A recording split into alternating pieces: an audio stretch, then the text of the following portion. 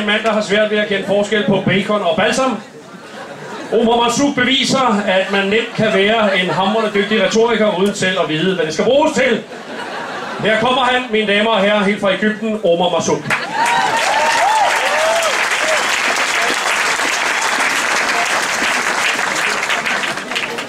Tak. Morten. Kære Morten. Morten.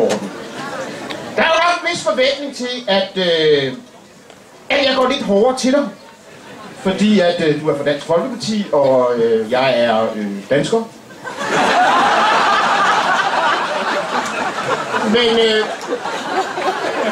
Men det har jeg jo ikke tænkt mig at gøre, fordi som dansker synes jeg, der skal være plads til minoriteter.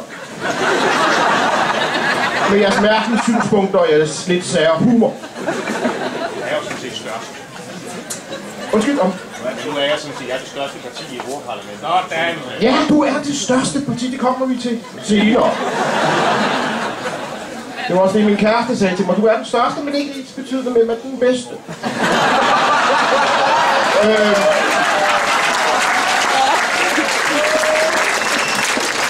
Og jeg ved jo af bitter erfaring, at man skal passe lidt på, hvad man siger til folk fra Dansk Folkeparti. Jeg har aldrig haft så mange mennesker efter mig. Jeg har aldrig oplevet så meget had, som da jeg kom i en Facebook-fight med Tina Pedersen, som er lokalmand for Dansk Folkeparti i Svendborg. Tina Pedersen havde postet et billede af nogle kvinder i burka med teksten "Husk, der står skrald i morgen". Det er sjovt. Det er sjovt, hvis man synes, de ligner. Sække. Det er racistisk, hvis man synes, de skal smides ud.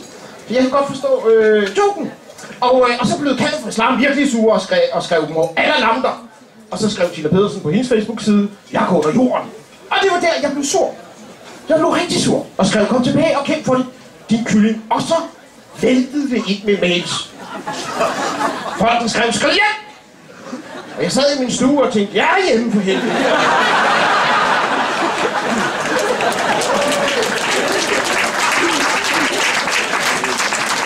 Man kan ikke blive mere integreret, end jeg er. Jeg skider frikadeller for helvede. Hvis det er ikke godt nok, så kan vi ikke gøre noget. Og jeg kan jo godt, det er jo ikke fordi, jeg kan jo godt forstå, at Tina Pedersen bliver bange, når kaldet for islam sender hende en trussel. Men hun skal fandme ikke gå under jorden. Det er det dummeste sted at gemme sig for islamister. De har jo haft en rejsebror og kiosker dernede. Bare spørg palæstinenserne. Så jeg har et lille råd, du gerne vil give videre til Tina Pedersen, det er, hvis hun skal gemme sig for islamister, så gem dig under en burka, Tina. Det er det sidste sted.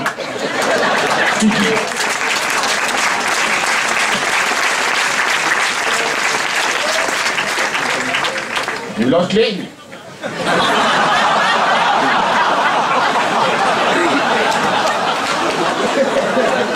Og det kan godt være, at det her kommer som en chok for mange af publikum. Jeg kan faktisk meget godt lide dig, Morten. Det kan jeg. Jeg vil gå så langt at sige, at jeg har en lille smule ondt af dig.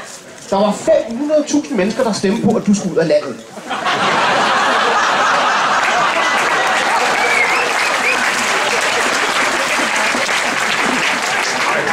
Og jeg tror ikke engang, jeg kan samle så mange stemmer for at blive smidt ud.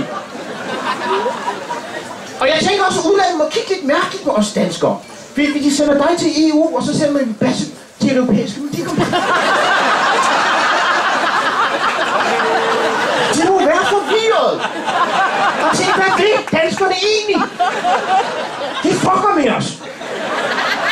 Og Morten, jeg ved, hvor meget du ønsker, så jeg kan ikke lade være med at tænke, om du ikke inderst inde synes, det skulle være omvendt. Jeg tror, du har haft en reel chance imod den skæggede dag. Det tror jeg. Det tror jeg.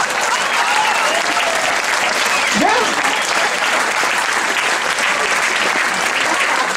Det ville have været en episk kamp. Kvinden, der fangede en mandkrop imod. Den gamle mand fangede en ung drengskrop.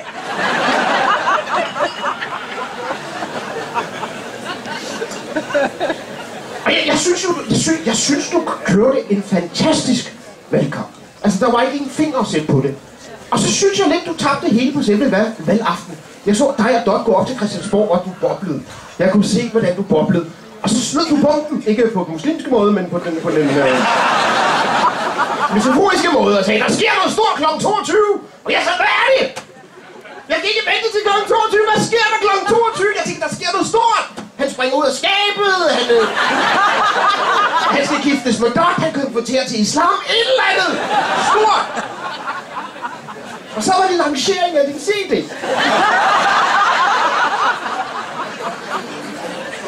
Aldrig har du skuffet en vælger så hurtigt. Det har jeg.